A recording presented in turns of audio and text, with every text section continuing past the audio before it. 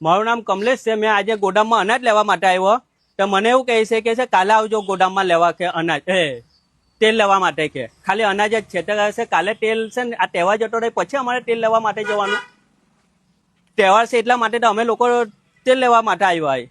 તો છે ને એવું કહે કે તૈયારથી અહીં મોકલે ને અહીંથી આવે તઈ મોકલે છે ને છે એ લોકો છે બધા ગ્રાહકને મોકલે છે કે તેલ નહીં આજે તેલ છે કાલે મળે એવું. તો તેલ કાલે મળે તો પછી અહીં ગોડામ બંધ કરી દેવું ને. અહીં ગોડામ શું કરવા તમે ચાલુ રાખો ને તૈયારી છે પેલી જે ગોડામ પર બધું જ તેલ આખા જથ્થા ભરેલા છે બોક્સ ને બોક્સ ને છે અહીં એવું કઈ કઈ કશું નહીં. કોમ્પ્યુટરમાં કે છે ને ચડાવ્યું નહીં તો કોમ્પ્યુટર અહીં રાખો તમે અંગોઠા લેવાના તઈ જવાનું અંગોઠા આપવાના પછી અનાજ લેવા માટે આવી જવાનું. તો પછી આ ગોડામ શું કરવા ચાલવે.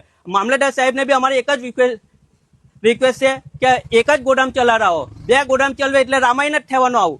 એટલા માટે મારી એક જ એ છે તમને વિનંતી છે મામલેદાર સાહેબને બી કે બે ગોડામ નહીં ચલાવો એક જ ગોડામ ચલાવો કે બે ગોડામ ચલવે ને એટલે પછી આ લોકો યોજનાથી બે કામ થાય ને એટલા માટે છે પબ્લિકને એ કરે છે હેરાનગતિ એક જાતની. એટલે અમારી એક જ રિક્વેસ્ટ છે કે મામલતદાર સાહેબને કે આ ગોડામ બંધ કરવી જોઈએ. આ લોકોએ કે પેલા ભાઈ તય જ ચલવે ને આ લોકો યોની રીતના એવું કહે કે અમારે શું કે તઈથી ઉપરથી આવે તે જ આપીએ એવું કહે છે. એટલે અમારી એક જ વિનંતી છે કે આ ગોડામ બંધ થવી જોઈએ. અકા પછી અહીંયા બધો પૂરો સામાન મળવો જોઈએ જે બી વસ્તુ મળતી એ ગ્રાહકોને આવી રીતનાથી દોડધામ કરાવ્યા કરે છે એ લોકોને. એટલે